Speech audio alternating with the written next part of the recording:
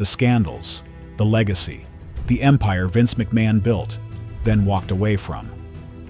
But what most people don't know is what he left behind. Behind the gates of his massive Connecticut estate, past the marble columns and private security, there's a house unlike any other. And recently someone got a look inside. What they found wasn't good. There is some stuff even Jesse Waters once talked about. And there is more. This is the story behind what was found in Vince McMahon's mansion, and more importantly, this is the story about the legend himself. The Fortress. Hidden behind manicured hedges and a private gate in Greenwich, Connecticut, sits one of the most extravagant homes in the state, Conyers Farm, the estate long owned by World Wrestling Entertainment impresario Vince McMahon. Sprawling over several acres of land, the mansion isn't just a home. It's a statement, a fortress, a monument to a man whose public persona has always teetered between ruthless mogul and theatrical mastermind.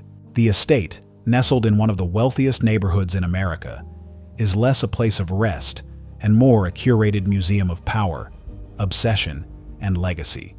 According to real estate descriptions and insider accounts, the mansion boasts towering columns, high security fencing, and a layout that resembles a palace more than a residence. Every square inch of the estate seems to have been designed to reflect control, authority, and absolute privacy. It's no surprise, Vince has always maintained a level of secrecy around his private life that rivals even the most guarded celebrities. From the outside, Conyers Farm looks like something plucked from a Bond film. Stone facades, sweeping driveways, and lighting designed not just to illuminate, but to impress. But it's what's inside that really tells the story. According to multiple reports from former WWE staff, insiders, and those who've had rare access to the estate, the interiors are just as dramatic as any Monday Night Raw segment. At the center of the home is Vince's private office, described by those who've seen it as part executive suite, part museum of the bizarre. It's here that one of the mansion's most infamous artifacts is displayed, a life-size Tyrannosaurus Rex skull fossil, affectionately dubbed Stan T. Rex. The fossil is authentic, or at least reputed to be, and sits mounted behind Vince's personal desk like a guardian of his empire. According to an anecdote shared by several former WWE executives, the skull was purchased to serve as a reminder of the voracious appetite required to stay on top. In Vince's world, it was a symbol of domination. The skull has become a legend in itself.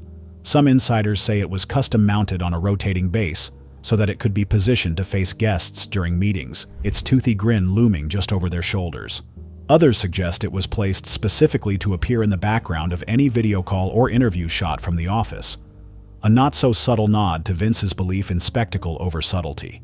Whether or not these stories are true, one thing is certain. Stan was never just an ornament. It was a declaration. Beyond the skull, the decor of the mansion allegedly walks a fine line between luxury and ego. Reports also mention custom furniture built to accommodate his frame and posture, from extra-firm leather chairs to reinforced wooden desks. It's said that everything in the room has been built around his preferences, right down to the temperature and scent, rumored to be a blend of cedar and iron. Even the gym, located on the lower level of the mansion, is the stuff of legend. Yet the grandeur of the mansion doesn't just lie in the artifacts or square footage, it's in the intentional curation of power. Every rug, light fixture, and statue has reportedly been selected with a singular goal: to reinforce Vince's status as what he considers to be the ultimate alpha. Even the windows, tall and narrow, are designed to let in just enough light to cast sharp shadows, giving the space a kind of theatrical ambiance. This is a home that feels more like a set, a place where performance never really ends. Those who have visited the property have often described a strange atmosphere, half shrine, half bunker. It's quiet, eerily so, with sound-dampening materials installed throughout the main hallways. You don't hear echoes in Vince's house. You hear silence. That silence, according to some, is not just acoustic. It's intentional. Conversations, especially sensitive ones, were said to be conducted in designated rooms outfitted to prevent eavesdropping, reflecting a deep mistrust of leaks and surveillance. According to reports from insiders, even the art on the walls plays a role in the narrative Vince has built for himself. Large oil portraits depict Roman generals and historical conquerors, all handpicked. At least one piece is reportedly a custom commission. Vince himself, painted in the style of a 19th century warlord, dressed in a red cloak and holding a scroll. If that sounds theatrical, it is, but this is a man whose entire professional life has been about controlling the script. In the end, it's clear that Conyers Farm mirrors Vince's public image. Stoic, theatrical, calculated, and just a little bit surreal. It's not just a mansion, it's a mind map. Every hallway leads somewhere, every room tells a story, and none of them are accidental. As we move deeper into the home and the secrets it may or may not contain, you'll see that this place wasn't built for comfort. It was built for power, and somewhere in the shadows of this palace of control, something was found, something significant enough to raise concern. The man behind the mansion. To understand the mansion, the power, and the controversies that swirl around it, you have to understand the man who lives in it. For decades, Vince was not just the face of professional wrestling, he was professional wrestling. Ruthless in business and larger-than-life in persona, he transformed a regional wrestling promotion into a global entertainment juggernaut. Vince took control of his father's company, then known as the Worldwide Wrestling Federation, in the early 1980s. At the time, pro wrestling was a fragmented business, divided among regional territories. But Vince saw something bigger. He envisioned wrestling not as a local attraction, but as a national product, even a global one. He broke unspoken agreements between promoters, signed their top talent, and used cable television to nationalize the WWF brand. It was an aggressive move, some would say cutthroat, but that's always been his way. By the mid-1980s, Vince had launched WrestleMania, blended sports and entertainment into a new hybrid spectacle, and made household names out of stars like Hulk Hogan, Andre the Giant, and Rowdy Roddy Piper. His instincts for showmanship were unmatched. He wanted to tell stories, good versus evil, betrayal, redemption. He packaged it all in lights, pyro, and theme songs. Throughout the 1990s and into the 2000s, he continued to dominate the industry. Under his leadership, the company, renamed World Wrestling Entertainment, went public in 1999, launching a new era of corporate growth. Vince was front and center during the infamous Attitude Era, appearing as the villainous Mr. McMahon in on-screen storylines, often getting physically involved in matches with superstars like Stone Cold Steve Austin and The Rock. It blurred the line between reality and fiction, and audiences loved it. Behind the scenes, he was known as a tireless worker. Insiders often said he only slept a few hours a night. He traveled constantly, micromanaged scripts, and was notorious for rewriting shows hours before airtime. WWE was his identity. Everything from the commentary to the color of the ring ropes bore his fingerprints. But power, especially the kind Vince wielded, comes with a cost. In the last few years, his iron grip on the company began to falter, not because of ratings, but because of controversy. In 2022, Vince stepped down from his role as WWE chairman and CEO, amid reports that he paid millions in hush money to former female employees to suppress allegations of misconduct. He initially retired, only to return months later, installing himself back into a leadership role by leveraging his position as majority shareholder. Then came the merger. In 2023, WWE was officially folded into TKO Group Holdings, a new entity formed under Endeavor, which also owns the UFC.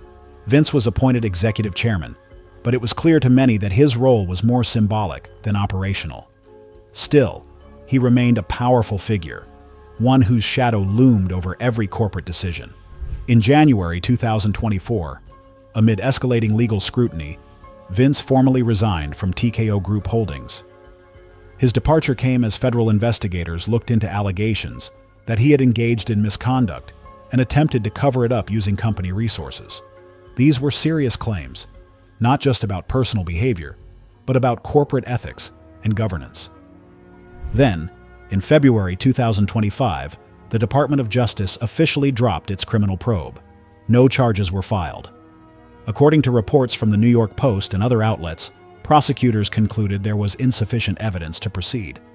On paper, it was a legal win for Vince, but reputationally, the damage had already been done. Even though no criminal charges stuck, the court of public opinion rendered its own verdict. The situation cast a long shadow over his legacy. Investors began questioning how much of WWE's success was built on unchecked power. Critics pointed to a pattern: an executive who operated with near-total authority for decades, often insulated by loyalty and fear. Supporters argue that Vince was simply a product of a different time, an era when strong personalities were celebrated, not scrutinized. To them, his brash style and command-and-control leadership were key to building WWE into what it became. To others, his unchecked dominance created a culture where dissent was silenced and ethics were flexible. Throughout all of it, Vince remained largely silent. Apart from brief legal statements and carefully worded press releases, he hasn't addressed the allegations in detail. That's consistent with his style. Control the narrative, stay above the noise, let the brand speak for itself. And yet, there's a tension in that silence. This is a man who, for years, thrived on being seen, on being heard, on being the central figure of everything. Now, for perhaps the first time in his public life, he has receded into the background. Whether his retreat is permanent remains to be seen. But the timing of it suggests that this is more than just a temporary pause.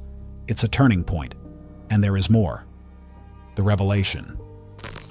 For decades, Vince McMahon has been the face of WWE, brash, commanding, and unapologetically theatrical. He's strutted across TV screens, barked orders backstage, and built an empire off the sweat, pain, and charisma of larger-than-life personalities. But when former WWE writer Vince Russo described what he didn't see inside McMahon's personal mansion, the wrestling world did a double take. Not because of what was there, but because of what wasn't. You'd expect the home of the man who practically is wrestling to be decked out in memorabilia. Replica championship belts, framed WrestleMania posters, Hall of Fame plaques, maybe even a golden statue of Hulk Hogan throwing a punch. Instead, nothing. Not one shred of WWE history on the walls. No sign of The Undertaker's urn, Stone Cold's vest, or a single nod to the blood, sweat, and body slams that made McMahon a billionaire. According to Russo, who's been inside the house, it was like WWE didn't even exist. So what does that mean? Does that make Vince McMahon a phony? Does he even like wrestling? Or is he, as Russo strongly suggests, simply a ruthless businessman who used the spectacle of wrestling as a vehicle to power? This revelation, combined with actual footage from the Netflix documentary McMahon, paints a very different picture of the man behind the curtain. When you see Vince talk about his life in the series, there's a detached, almost clinical tone. He speaks about talent like assets. Emotions are filtered through strategy. Passion is measured in ratings and revenue. Even when reliving the Attitude Era, the wildest, most creatively charged time in WWE history, there's no sparkle in his eyes. Just calculated recollection. And maybe that's what stings. Wrestling fans are loyal. They want to believe that the man who gave them WrestleMania moments and tear-jerking retirements cared as much as they did. But McMahon's mansion tells a different story. No shrines, no memories. Just marble floors, spotless halls, and a carefully curated environment that keeps the past where it belongs, out of sight. Russo's comments didn't come from bitterness. They came from observation.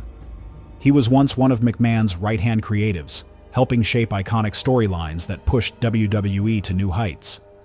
But in hindsight, Russo says the writing was always on the wall. Vince wasn't a wrestling guy, he was a WWE guy. A man obsessed not with the ring itself, but with what the ring could bring him. Power, influence, market dominance. And that's where this gets uncomfortable. If McMahon doesn't even keep a simple title belt in his home, what does that say about the people who gave everything for the brand? The wrestlers who put their bodies on the line night after night? The fans who chanted his name, booed his villainy, and stuck around through every twist and turn? Here's what they found in Vince McMahon's mansion, and it's not good. Because what they found wasn't hidden treasures or wrestling lore. It was a vacuum, a deliberate absence, a statement that the man at the top may have never truly lived in the world he created. He just managed it, like a CEO overseeing a factory. Some would argue that's smart, that it's what makes Vince McMahon a titan of industry. He kept emotion out of business. He didn't get sentimental. And yes, WWE became a global juggernaut under his watch. But in the wake of scandals, retirements, and recent power shifts, fans are starting to question the real cost of that mindset. If you're not building something you love, if you don't even want to be surrounded by its history, what are you really building? There's something eerie about seeing actual footage from the Netflix series where Vince speaks about his life's work, all while knowing that not even a corner of his home reflects it. No signed photo from The Rock, no tribute to Andre the Giant, just clean lines, expensive art, and the cold echo of someone who sees legacy as liability. Russo hinted at that too. He talked about how McMahon doesn't sit around reminiscing. He's always looking ahead. And while ambition can be admirable, there's a difference between forward thinking and detachment. There's a difference between running a business and believing in it. And that leads to an even darker question. If McMahon doesn't have passion for wrestling in his own home, did he ever really care about the people in the ring, or just the numbers they generated? Some fans say this is reading too much into it, that not everyone wants to live in a wrestling museum. Maybe McMahon just wants to separate work from life. But with someone like McMahon, the lines have always been blurred. He was Mr. McMahon. He lived the character.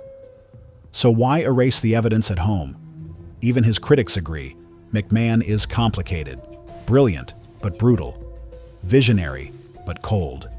The man who revolutionized wrestling, but maybe never loved it the way we thought he did. And when you think about that mansion, devoid of WWE soul, you can't help but feel a little betrayed. Not because he owes anyone a title belt on his wall, but because it reveals a truth many didn't want to see. That maybe, just maybe, the man who built the dream was never dreaming with us. That's what they found in Vince McMahon's mansion, and it's not good. The fallout of a revelation. The moment Russo's comments about Vince McMahon's house hit the internet, wrestling fans didn't just react, they exploded. Forums lit up. Podcasts dissected every word. YouTube thumbnails screamed in all caps. Some were stunned, some weren't surprised at all. But everyone had one question on their mind. How could the man who built the WWE not keep a single trace of it inside his home? In a world where fans tattoo wrestling logos on their skin and former wrestlers still carry belts to conventions decades later, this kind of detachment from Vince McMahon didn't just seem strange, it felt personal, like a betrayal. And the reactions weren't just limited to keyboard warriors in comment sections. Wrestlers, both past and present, began weighing in. Mick Foley, never one to mince words, said on his podcast, "Look, I've had dinner with Vince. I've been in his office. The man doesn't live in nostalgia, that's true. But no memorabilia at all? That's odd. You'd think there'd be something. A photo, a framed poster, a thank you note from a fan. It makes you wonder how much of it he really internalized." Others, like Booker T, took a more diplomatic approach. "That's Vince, man. He's always been about the next thing. That's how WWE survived. But yeah, I get why people are rattled. We all want to believe we were part of something bigger." And then there were the fans.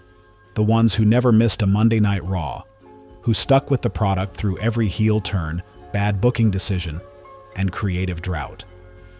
For them, this revelation wasn't just about home decor, it was about identity.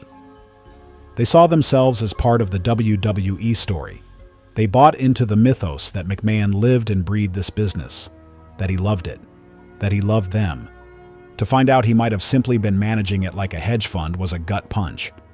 "I feel like I just found out Santa Claus was doing it for tax reasons," one Reddit user wrote. The backlash turned introspective fast. Commentators began looking at McMahon's past behavior through a new lens. Storylines where he humiliated talent suddenly felt more like power trips than performances. His infamous quote, "I'm not in the wrestling business, I'm in the entertainment business," resurfaced and took on a much colder tone. Was that the warning sign all along? Even actual footage from previous documentaries started trending again, with fans searching for clues in his body language, his tone, his phrasing. A clip of McMahon talking about the death of Owen Hart was reposted on Twitter, and many noticed how quickly he shifted from emotion to legal defense. "It's like he was always protecting the brand, not the people," one viewer noted. And then came the memes. Oh, the memes. One of the most shared was a split-screen image Vince McMahon's sterile, luxurious living room on one side, white marble, spotless glass, minimalistic art, and on the other, a fan's bedroom covered in wrestling posters, replica belts, and Funko Pops. The caption: "One of these people actually loves wrestling." But underneath the sarcasm, there was a deeper conversation brewing. A conversation about what legacy really means. For so long, Vince McMahon's legacy seemed untouchable. He was the godfather of modern wrestling, the emperor who turned a regional circus into a global empire. But now, people were asking whether he built something he respected, or simply exploited something he understood. To make matters more complicated, WWE was already in a delicate phase. With Vince stepping back from day-to-day creative roles, again, and new leadership reshaping the future, this revelation added pressure. If the founder himself wasn't emotionally invested, what did that mean for the soul of the company moving forward? Triple H, now one of the key figures behind the scenes, didn't directly comment on Russo's statements, but fans couldn't help noticing how often he posts throwback photos, heartfelt tributes, and behind-the-scenes stories that emphasize love for the business. "Say what you want about Hunter," one fan tweeted, "but at least his office looks like someone who cares." Meanwhile, Russo doubled down in later interviews. "Look, I'm not saying the guy didn't work hard. He built something massive, but he's not one of us. He's not a fan. He doesn't care about the art. He cares about domination. He cares about control." Those words cut deep for a fan base that grew up seeing Vince as the king of their world. Suddenly, the crown looked hollow. But there's another side to this too, one that a few voices started whispering about amid the chaos. Maybe Vince kept his home free of wrestling on purpose. Not because he didn't care, but because he couldn't separate himself otherwise. Maybe it was a form of mental survival. If you spend decades living in the chaos of wrestling, maybe the only way to breathe is to build a palace where none of it exists.